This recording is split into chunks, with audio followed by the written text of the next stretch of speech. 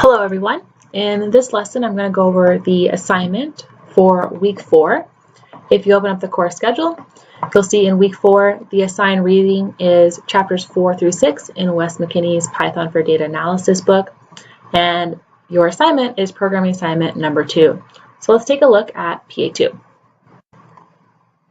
PA2 is called Python for Data Analysis. It requires you to use the Pandas library, write some object-oriented Python code, analyze a real-world data set using Pandas, and implement a very common data science or data analytics algorithm called K-means clustering. Everything you need to know about K-means clustering is included in this document, so don't worry if you maybe have never heard of K-means clustering before. It's a straightforward algorithm, and I will tell you everything you need to know to implement it.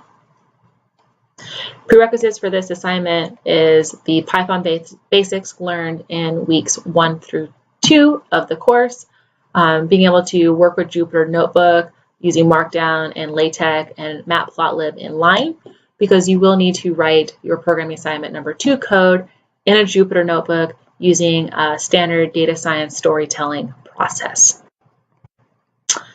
So overview and requirements. For this programming assignment, we're going to implement the K-means clustering algorithm in Jupyter Notebook. Clustering analysis seeks to separate objects into groups or clusters such that the objects within a group are more similar to each other than they are to objects in other groups. Let's skip ahead and see an example of what this clustering might look like. So here I have a two-dimensional data set. It's very small. There are 6 rows and there are 10 columns. Each row represents a sample, or you can think about this as an example. And each sample has 10 features associated with it, or 10 attributes associated with it. Now, this is kind of a small toy data set, but if we plot this data set using a Matplotlib heat map with different colors to represent the intensity or the magnitude of these values, you can get a feel for what this small toy data set looks like. So in this example here, we see G0, feature number 1's value is 0. So we have a really dark box representing feature number 1's value. And if we look at our color scale, we see that that value is 0.0. And then feature number 1, 2, 3, 4, 5, 6, we see a white box which corresponds to a value of 0.5, and we see that in our color scale as well. Now, there are a few oddities you can immediately see with this heat map, such as number G4, sample G4 here, or excuse me, sample G3, is uniform. All values are 0.4, so that's why we get this kind of pale blue color here. And then G5 is also uniform. All values are 0.5, except for feature number 2, which is 0. So in this order, these samples look like they may have nothing in common, but if we apply cluster analysis with 3 clusters, and rearrange the order and divide the clusters with this black line here, we see that in fact there are 3 natural clusters that arise here. So kind of the cluster where the values start low and get high, the clusters where the values start high and then get low, and then down here kind of are 2 oddballs out where they may not look like they're the same color, but they're both uniform in terms of their values. So K-means clustering is an algorithm that we can implement that will identify these clusters, and K is a value that represents the number of clusters to find. So I'm not going to read through the details of implementing the K-means clustering algorithm, but I have provided all the details for you in order to implement it. So let's move down to gene expression data. So the data set that we just looked at is a very small example. There were only 6 samples in the data set, which is quite small. It's great for debugging your code when you first start writing your K-means clustering algorithm. Work with that small toy sample set. Once you get that working, then you're ready to maybe try a larger data set, such as this gene expression data set that was published in a paper from Nature 2002.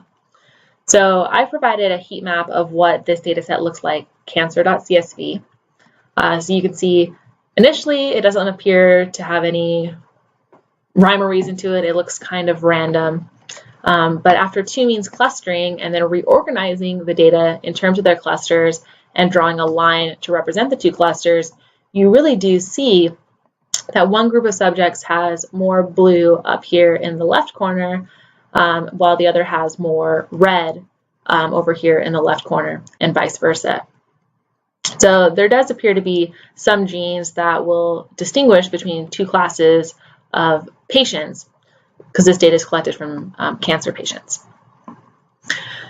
So when working with k-means clustering and loading up the data sets and visualizing the data sets and your results from clustering using Matplotlib's heat map, you're going to store your data in a pandas data frame. And I highly recommend you take some time and read through a pandas function called read_csv that will read in the whole CSV file straight into a pandas data frame for you. It saves you a lot of time. It's a great function. Be sure to take some time to look at it. Data visualization, use Matplotlib in order to generate these heat maps. There are two different ones you can use, image show or pcolor, to produce heat maps. You can go ahead and read about both of them in the Python documentation or the Matplotlib Python documentation to decide which one you want to use. You're free to decide which classes and methods and functions to define to solve this problem. You will be graded on your solution, so make sure that before you start coding, you really understand the problem and different types of objects that might be useful in solving the problem, and the functions that might perform one task in one algorithm needed to solve subproblems of the larger problem. There is bonus here. I'll let you read through that once you read through this document from top to bottom. It will make more sense when you read the bonus after you have understood the k-means algorithm. Grading guidelines are listed here, and submitting assignments. And note that your zip file should contain only